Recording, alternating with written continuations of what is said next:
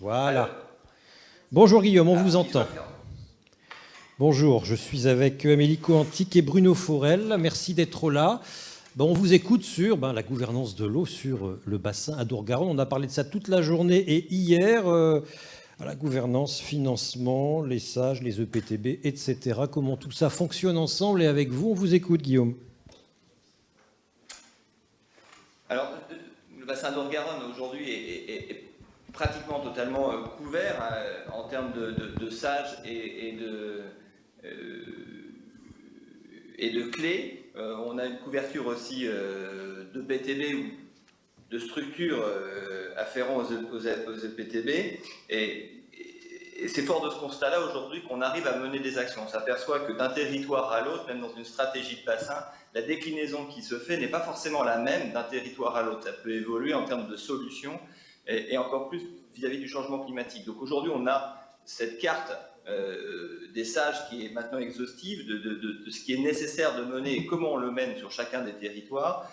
On a cette carte aussi face au changement climatique. L'ensemble des EPTB du bassin Adour-Garonne ont mené le même travail qu'a fait le comité de bassin avec un plan d'adaptation en changement climatique adapté à Garonne 2050, c'était le premier, mais on a Dordogne, on a Charente, on a Adour 2050, et l'ensemble de ces photos permettent de connaître quelle est l'évolution du climat et quelle va être l'incidence du climat sur chacun des territoires en termes d'incidence hydrographique. À partir de là, maintenant, on a mis en place un travail coercitif de priorisation des actions, à la fois à partir des photos des sages et à la fois à partir de la stratégie d'usage et des ambitions du bassin. Ce qui permet d'avoir une stratégie de priorisation. On l'a fait aussi avec l'ensemble des services de l'État, avec des préfets de sous-bassin qui ont été nommés par le préfet de bassin, qui permettent de coordonner autant sur le côté régalien, État, police de l'eau à l'échelle des bassins, que sur le côté plan d'action, qui sont présentés désormais en conseil d'administration, qui le seront prochainement présentés sous-bassin par sous-bassin. Et c'est pour donner aussi une visibilité opérationnelle à ces stratégies territoriales.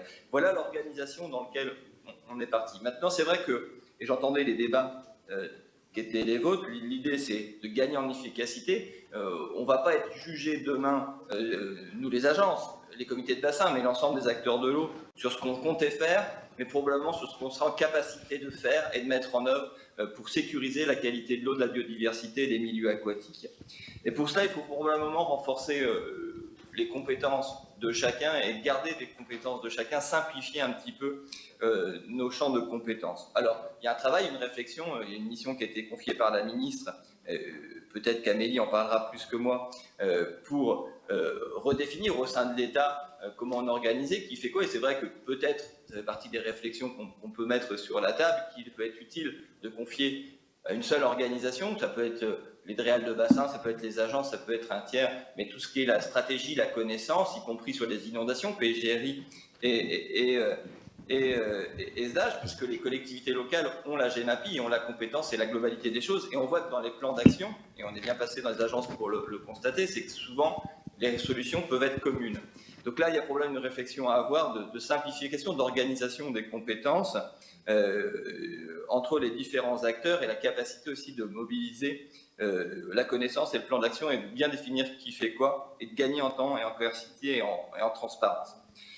C'est probablement un sujet annexe. La deuxième, c'est, et ça, le président de bassin aurait été peut-être plus à même que moi de pouvoir vous parler de ça, mais on a mené une réflexion dans le cadre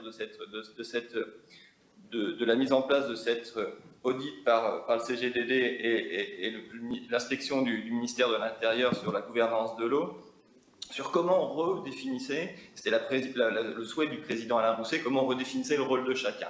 Et c'est vrai qu'on s'aperçoit sur un territoire comme le nôtre que le rôle des EPTB, qui sont souvent à cheval sur plusieurs départements, mais aussi sur plusieurs régions, a un rôle essentiel de la coordination des actions de l'amont à l'aval. Et que c'est important d'avoir un temps d'échange, un temps de prospective à cette échelle-là, et qu'il faut des moyens aussi en ingénierie.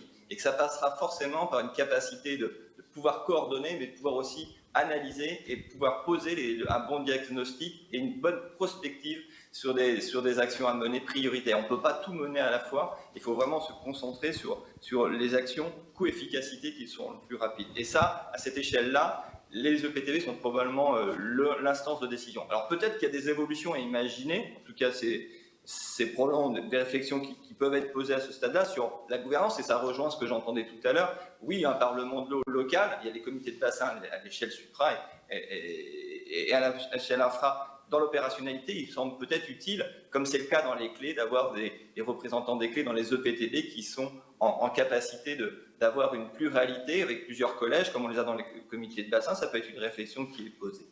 Et peut-être donner aussi, autant au stage pour le coup qu'au sage, plus de poids, c'est-à-dire une capacité qu'il soit prescriptif et non pas avoir une capacité à ce qu'il soit cohérent, mais avoir une capacité à ce qu'il soit réglementairement applicable sur les plans pluriels du urbanisme et les capacités de l'ensemble des schémas d'aménagement du territoire pouvant se mettre en place sur l'ensemble des territoires. Et là, c'est probablement une évolution, une réflexion à mener sur cette capacité d'aménagement du territoire. C'est la première chose. La deuxième chose, c'est sur cette capacité d'avoir une gouvernance qui soit aussi reproduite à l'échelle des comités de bassin, qui puissent être les représentants des EPTB, et ainsi de suite jusqu'au niveau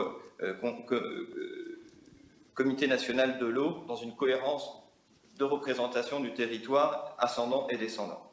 Et de pouvoir mettre en place après aussi des moyens. Alors j'entendais tous les débats qu'on avait sur la taxe. Je ne partage pas totalement ce que j'ai entendu sur la situation de Bordeaux, parce que je pense que la nappe elle est quand même en déficit, donc libérer de l'eau de Bordeaux pour permettre aux collectivités de lui donner un coup, je pense que ce n'est pas vraiment le débat qu'on avait hier soir avec la préfète de la région Occitanie et les différents acteurs de Gironde sur ce débat-là. Mais passons. C'est un débat local. En tout état de cause, c'est nécessaire de remettre des moyens. Alors, est-ce que c'est par une taxe nouvelle, dans un moment où je pense qu'on est plutôt en train d'en diminuer, ça me paraît complexe. Par contre, avoir une capacité, que ce soit hors plafond des agences, de pouvoir mobiliser, de sanctuariser un certain nombre de moyens pour l'organisation par sous-territoire et des EPTB, oui, ça me semble, et ça fait partie des choses qu'a mis le président Rousset en débat, qui réfléchit à mettre en débat actuellement sur le bassin, c'est effectivement cette capacité-là, c'est ce qu'il a dit à la mission d'inspection, de regarder comment on pouvait avoir une fiscalité qui était en adéquation avec les capacités de mettre en œuvre une stratégie par sous-bassin. Et c'est là probablement une réflexion importante à avoir, qui peut donner du sens, mais qui peut aussi donner de l'efficacité plutôt que recréer des binômes, et qui peut sanctuariser. Et je pense qu'il faut aussi imaginer de la contractualisation, c'est-à-dire qu'on est face, notamment dans les enjeux de changement climatique. Aujourd'hui, on a une bonne visibilité. Je pense qu'en termes de connaissances, on a énormément progressé ces dernières années.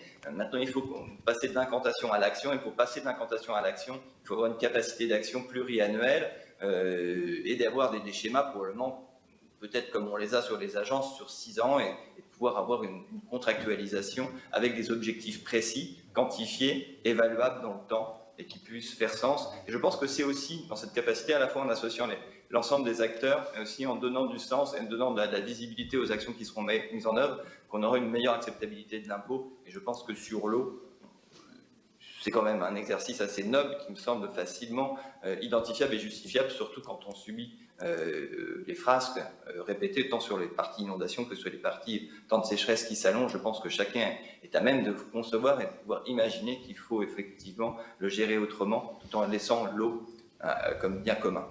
Voilà. Je ne sais pas s'il y avait d'autres questions, mais je... Non, Guillaume, il y avait juste vous parlez de contractualisation. Contractualisation entre qui et qui ?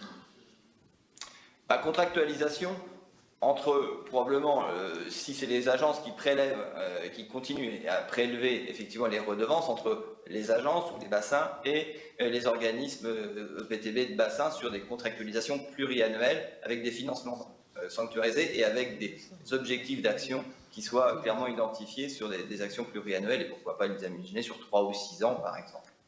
Et sur les taxes, on a bien compris, hein, pas de taxes nouvelles, mais on améliore les taxes existantes, et si j'entends bien entre les lignes, la surredevance, elle vous va bien, vous, pour financer les EPTB? Non, parce qu'il y a eu tout un débat ici. Hein.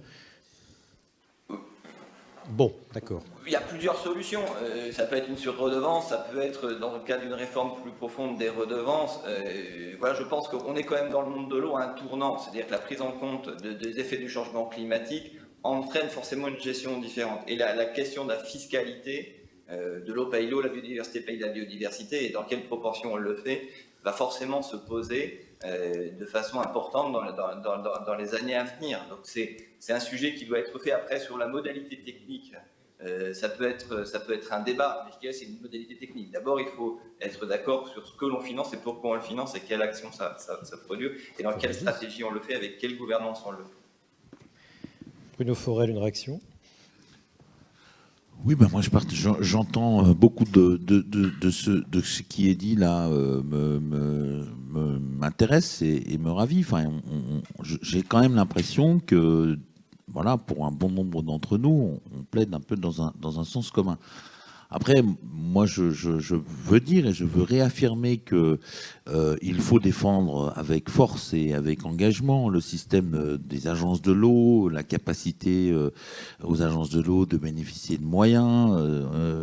Voilà, on a eu peur il y a quelques années, on a moins peur, très bien. Oui, l'eau étant un produit de consommation, c'est quand même un peu une vieille lune. Ce qui permet de faire fortune, c'est les produits de grande consommation. C'est quand même une règle de l'économie. C'est pas la vente de produits de luxe qui fait faire les grandes fortunes, c'est les produits de grande consommation. Donc l'eau étant un produit de grande consommation, elle génère nécessairement des revenus. Que ces revenus soient dévolus à l'eau, il faut le protéger.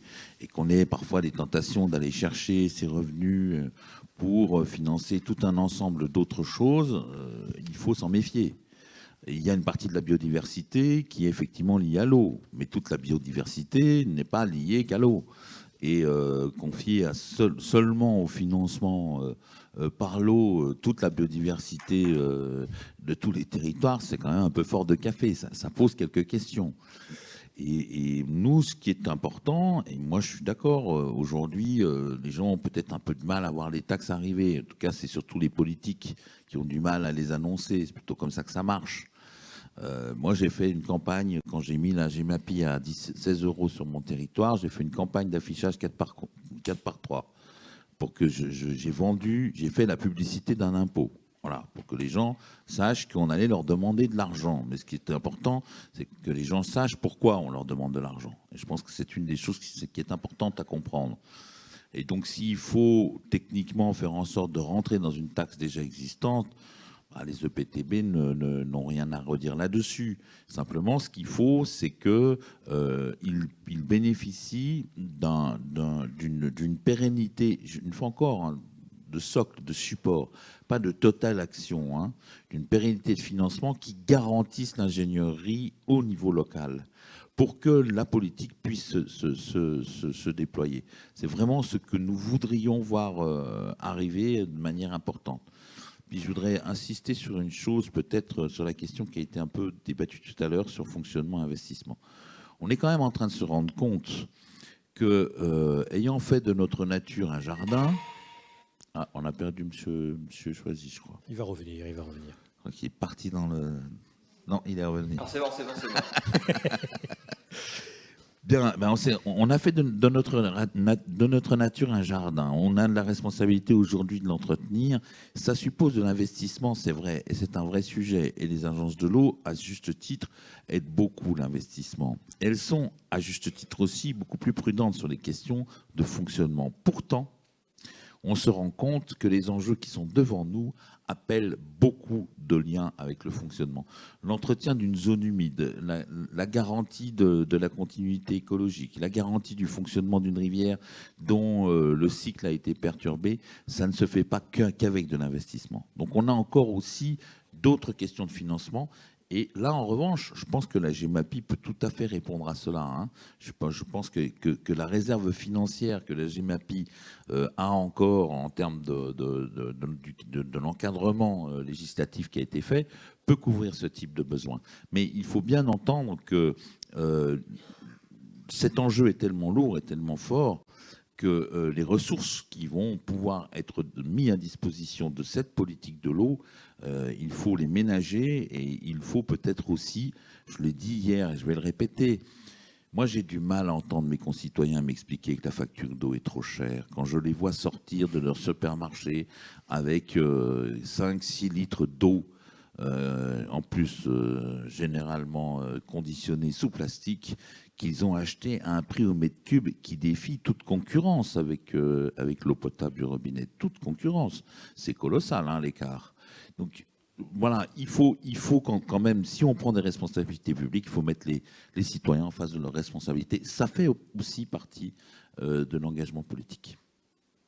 Oui, c'est vrai, hein, les citoyens, que nous sommes tous, on considère qu'on paye toujours trop cher, mais en même temps on dit, et d'ailleurs on nous le dit, que l'eau potable n'est pas de bonne qualité, qu'elle est polluée, qu'il ne faut plus la consommer. Du coup, on est le premier pays au monde qui a sans doute l'eau de meilleure qualité, et on est le premier consommateur au monde d'eau minérale, dans laquelle on retrouve aussi des micropolluants.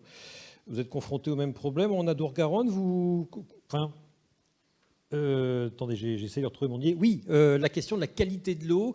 On parle beaucoup de quantité, on parle beaucoup de finances, on parle beaucoup de gouvernance, mais la qualité de l'eau avec les exigences réglementaires qui, les exigences réglementaires qui alourdissent le coût de potabilisation, comment on affronte ça dans l'avenir? Comment on évite qu'il y ait demain une eau des villes, une eau des champs, une eau qui soit de qualité parce que les collectivités auront eu les moyens de la potabiliser et puis des collectivités rurales qui n'auront peut-être pas les moyens demain. Comment on affronte ça dans l'avenir?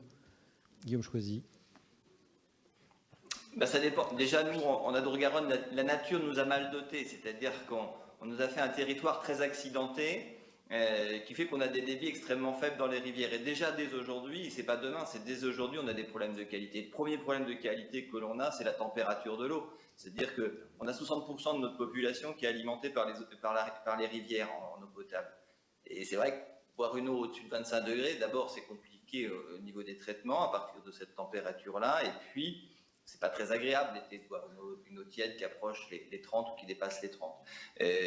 Donc, le problème d'acceptabilité, il est déjà là, de la qualité des territoires. Puis après, c'est lié aussi à la quantité, c'est-à-dire que notre capacité à garder un certain volume et un certain débit dans les rivières va nous permettre de garder une certaine qualité aussi de ces rivières. Plus on va diminuer les débits, plus on va concentrer les pollutions, plus on va avoir des problématiques, et des problématiques qui vont être bien plus importantes en termes de qualité de traitement pour les milieux ruraux, parce que ce ne sera pas le même coût.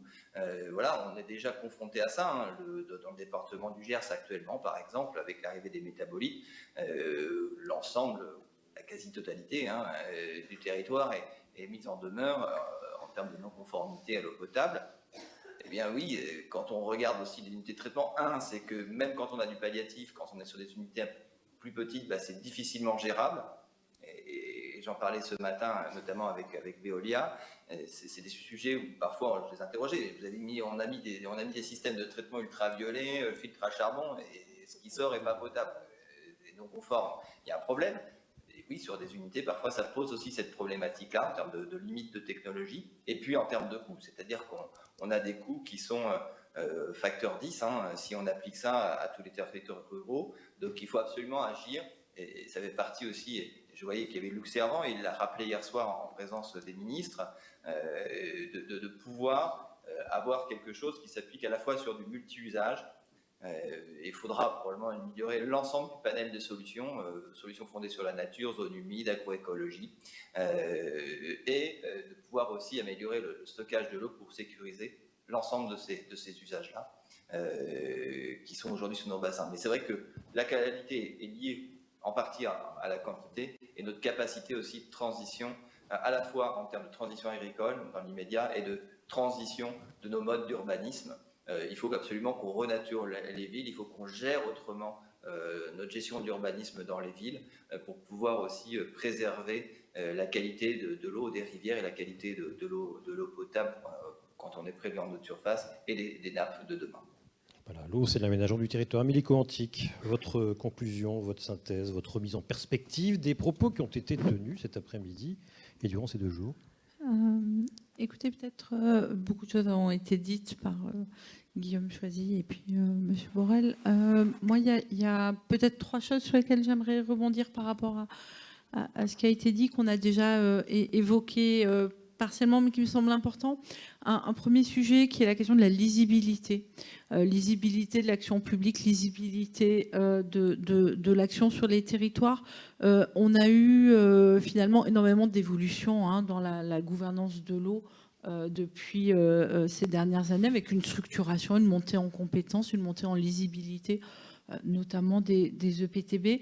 Je pense qu'on s'en félicite ici. Pour autant, il faut donner à voir pour ceux qui ne sont pas dans ces systèmes-là et qui ne savent pas ce que c'est qu'un EPTB, un EPAGE, une clé, un stage, un stage. Je vous en passe. Et donc, c'est extrêmement important parce que si vous n'êtes pas lisible, vous n'êtes pas compris. Si vous n'êtes pas lisible, vous pouvez donner l'impression que vous n'êtes pas efficace, même si parfois la complexité est source d'efficacité. Mais attention, donc lisibilité, je pense que c'est important. Il y a des moyens d'amener de la lisibilité, ça a été évoqué partiellement. La question de la contractualisation, c'est un élément nouveau aussi dans le vocable de l'État. On contractualise de plus en plus avec les collectivités territoriales, ou du moins on essaye de le faire. Je vois. Les têtes qui hochent, c'est pas toujours des bonnes, c'est pas toujours des moments agréables pour tout le monde, mais je pense que c'est important. Le contrat, l'engagement dans l'efficacité, l'évaluation de la politique et de ce qu'on fait. On met de l'argent public sur les territoires et c'est très important au niveau pour les agences de l'eau, au niveau des SDAGE, au niveau des comités de bassin. Nous fixons des objectifs ambitieux, nous investissons des moyens importants pour les atteindre. Il faut être capable de rendre compte des résultats que l'on obtient et d'être capable de justifier des non-résultats que l'on obtiendra aussi si on veut maintenir une compréhension, une acceptation de la part des citoyens à financer ces politiques publiques-là. Donc je pense que c'est un point important et bien évidemment ma conclusion est de dire que les EPTB ont toute leur place dans cet élément de lisibilité de l'action publique. Deuxième élément qui a été un peu évoqué à la marge et moi qui me semble fondamental, c'est la question de l'ingénierie. Notre capacité à développer une ingénierie territoriale, on le disait, les défis sont importants. Ils ne sont pas que pour demain, Guillaume l'a dit et je le partage. On a aujourd'hui des difficultés de potabilité de l'eau potable, de performance de l'assainissement, de sécheresse et d'accès à l'eau sur certains territoires. Il faut être capable d'y répondre rapidement. Pour autant, les sujets de l'eau sont particulièrement complexes et donc il faut une ingénierie qui est capable à la fois de comprendre et à la fois de proposer et d'évaluer derrière. Et là, on a un vrai sujet de partage de la responsabilité de cette ingénierie entre l'État, les collectivités, dans un système où je rappelle que notamment les services de l'État se sont désengagés d'une part de l'ingénierie publique qui était portée. Donc Guillaume le disait, donc ingénierie territoriale, je pense que c'est extrêmement important. Ça renvoie aussi à la question de l'innovation, de la R&D, de l'argent aussi que l'on met sur ces sujets-là pour trouver demain des solutions qui soient efficaces à moindre coût. On n'en a pas beaucoup parlé, donc il faut investir, donner des moyens de financement pour conduire les programmes, etc. Mais il faut aussi investir pour développer de l'innovation et de l'ingénierie. Donc ça fait aussi partie de l'enveloppe, du partage de l'enveloppe financière. Je rappelle que la part pour la R&D, alors je ne l'ai pas pour l'eau, mais pour le climat, est considérée comme largement insuffisante au regard de l'enjeu que l'on se fixe pour le carbone. Et donc, je n'ai pas de chiffre pour l'eau, ce qui veut bien dire que la question n'est pas dans les priorités que l'on évoque au quotidien. Bref, troisième sujet qu'on a évoqué, qui moi me semble important, la question de l'acceptabilité. Juste revenir sur la question du prix de l'eau que vous avez évoqué, qui moi me semble fondamental. En 2017, l'eau, c'est à peu près 1% des dépenses des ménages. L'énergie, c'est 5%. L'alimentation, c'est 16%. On a donc finalement un sujet du prix de l'eau qui n'est pas dans le débat public, là où l'énergie l'est beaucoup plus parce qu'il y a plein de raisons sur lesquelles je ne reviendrai pas, mais chacun les a en tête. La question du prix de l'eau et de son évolution demain, elle est importante aussi. Et moi, je pense, là encore, on parlait des fiscalités, de la mobilisation des redevances des agences de l'eau. Mais attention, si le prix de l'eau est sous-évalué aujourd'hui, on se greffe de capacité d'investissement aussi pour demain et on fait reporter à demain la responsabilité de l'investissement du fait des économies que l'on a fait aujourd'hui. C'est extrêmement important. On a parlé de péréquation financière entre territoires, on a parlé de péréquation entre le consommateur et le contribuable. On a parlé aussi de la question de savoir à quel moment on fait payer finalement. Est-ce que c'est au moment où on traite l'eau via le consommateur d'eau? Est-ce que c'est la charge qu'on fait porter à l'agriculteur en lui mettant des contraintes et donc en impactant finalement sa capacité à produire? Mais on a aussi une question de génération sur la question de l'investissement. Donc voilà, acceptabilité. Et pour conclure sur cette question-là, l'acceptabilité, elle est liée à la compréhension des enjeux. Et donc là aussi, on a un sujet qui a peu été évoqué, en tout cas dans la partie des débats de cet après-midi. Mais je crois que ça a été dit, il y a une acceptabilité à payer quand les gens comprennent pourquoi.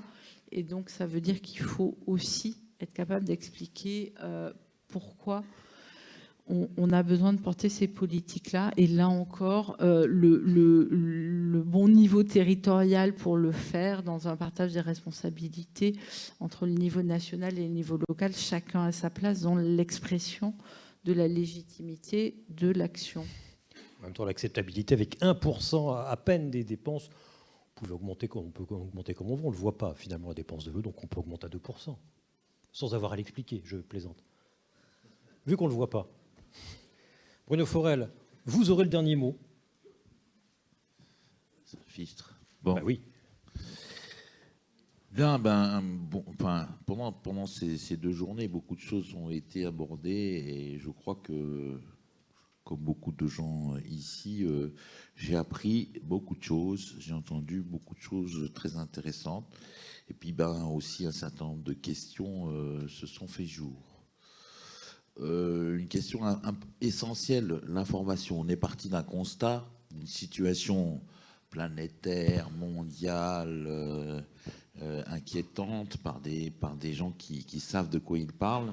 Je pense qu'heureusement aujourd'hui, il n'y a plus que vraiment dans la part incompressible des gens qui ont du mal à comprendre ce qui se passe autour d'eux, que c'est contesté. Donc, en revanche, on a entendu dérèglement, bien plus que réchauffement.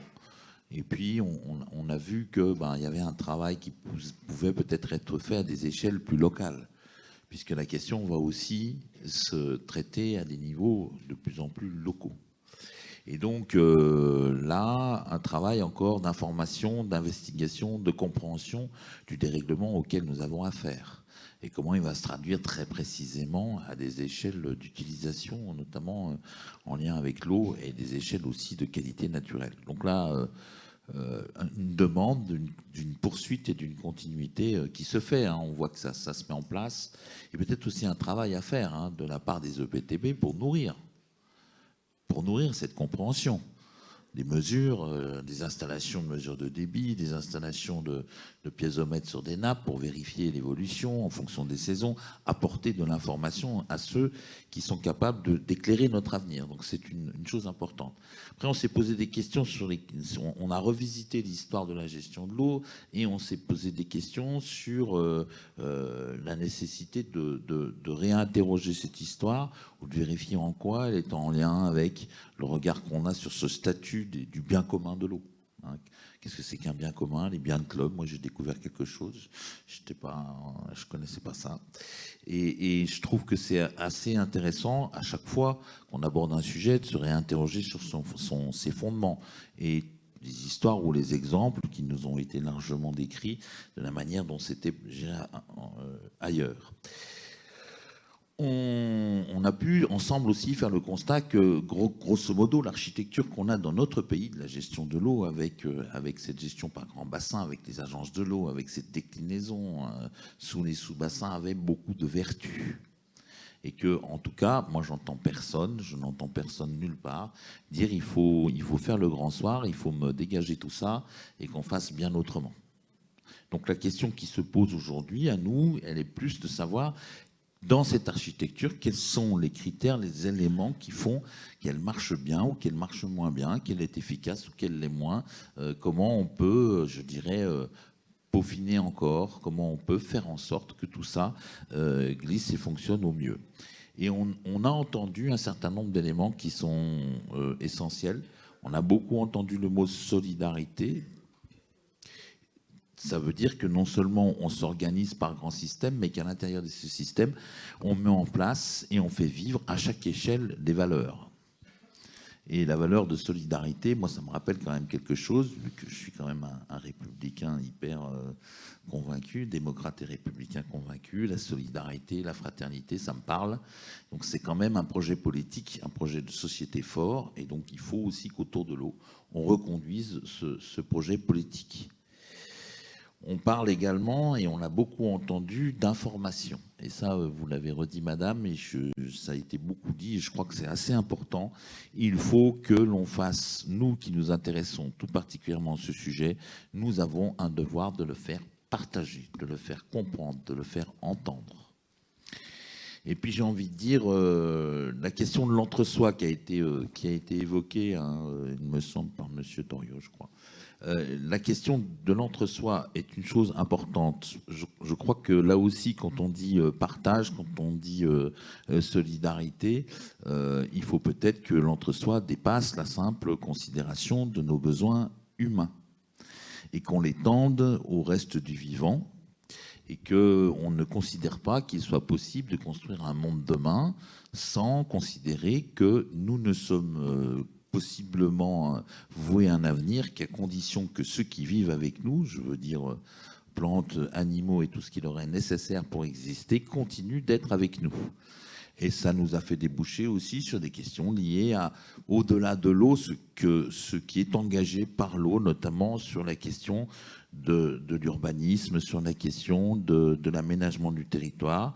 Et ça nous renvoie à des nécessités de faire, là encore, fonctionner notre système. Il est écrit dans notre système qu'un PLU doit être conforme, et on l'a dit, doit être conforme à un SCOT qui doit lui-même intégrer les préconisations d'un SAGE. Il faut que, les élus qui sont en charge d'élaborer chacun de ces documents en soient conscients quand ils le font, qu'ils acceptent dès lors qu'ils se prêtent au jeu républicain de jouer un jeu républicain, et puis que l'autorité régalienne veille à rappeler à l'ordre lorsque on fait la sourde oreille ou pour des raisons nombreuses et diverses, on ne le fait pas. Je ne cesserai sans doute de redire que le rôle de l'intervention, même si elle ne nous fait pas toujours plaisir, mais le rôle de l'État comme autorité régalienne est vraiment essentiel au bon fonctionnement de nos institutions et des différents documents. C'est très très bien d'élaborer ensemble dans le coin d'un petit sous-bassin un règlement.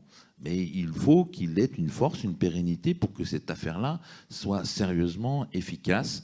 Et donc, je crois beaucoup que c'est un des sujets sur lesquels nous aurons à revenir, puisque les textes existent, puisque des possibilités existent. Il faut qu'ils se mettent en œuvre et qu'ils se mettent en application. Enfin, je vais revenir pour terminer sur la question des EPTB en particulier. Et je vais peut-être un peu paraître comme celui qui répète toujours un peu la même chose, mais voilà, moi j'ai été un peu à la vieille école, on répète une fois, deux fois, trois fois, comme ça au moins on est sûr qu'on a bien dit. Et donc je vais le redire, je crois que on a un bon système, il nous manque quelques améliorations, et parmi ces améliorations, vous l'avez dit madame, la nécessité d'avoir de l'ingénierie à tous les niveaux, hein, sans doute à des niveaux très élevés, sans doute au niveau des agences de l'eau, ces grands bassins, sans doute aussi aux des niveaux plus locaux pour qu'on puisse conduire de véritables investigations, de véritables compréhensions et que l'on puisse faire ce travail de communication, d'information au plus près du terrain, vers les usagers, vers les citoyens, vers les élus, et que la construction collective ou l'intérêt à participer à cette construction autour de l'eau soit de plus en plus comprise et qu'on puisse de plus en plus convaincre un citoyen que goudronner sa cour, convaincre un citoyen que faire attention à ce qu'il met dans sa chenot ou dans sa fosse septique est un essentiel pour l'avenir. Tout simplement, ces choses-là. Voilà, donc nous sommes en train d'essayer de rédiger un livre bleu pour essayer d'apporter une vision, une contribution, une participation à ce débat avec tous ceux qui participent de manière forte, hein, pour parler aux agences de l'eau qui sont nos partenaires et sans qui, évidemment, l'action n'aurait pas d'intérêt, on l'a dit, pour parler avec l'État et puis parfois aussi peut-être pour parler à nos parlementaires qui font la loi, qui font le règlement et qui sont bien sûr souvent pétris d'intérêt général et d'intérêt global, mais parfois quand même attirés vers des intérêts partisans. Donc il faut que l'on puisse absolument porter cette parole constructive et valable de l'eau. En tout cas, si c'est le mot dernier, je voudrais remercier tous ceux qui ont participé, les participants, Monde Agricole, qui est son président qui est venu là nous voir pour nous dire quelques mots. Merci monsieur, merci madame d'être venu nous parler. Merci d'avoir mené tous ces débats avec talent comme vous savez le faire. Et puis merci à tous d'avoir participé. Je ne sais pas si c'est le vraiment mot dernier, mais si c'est le cas, je suis très reconnaissant d'avoir pu être parmi vous et très reconnaissant de vous avoir vu nombreux. Merci, je dois vous accorder les miennes, merci. Merci Guillaume. Merci Guillaume d'avoir été patient, merci à vous. Je voudrais que vous applaudissiez quand même les organisateurs, Catherine Grimillet et Olivier Mopti, s'il vous plaît, et leurs équipes respectives. Et puis quand même à la régie, parce que la technique, surtout quand on a des visios et des PowerPoint, c'est important, c'est Clément et Florimond que vous pouvez applaudir. Merci à eux, merci pour eux.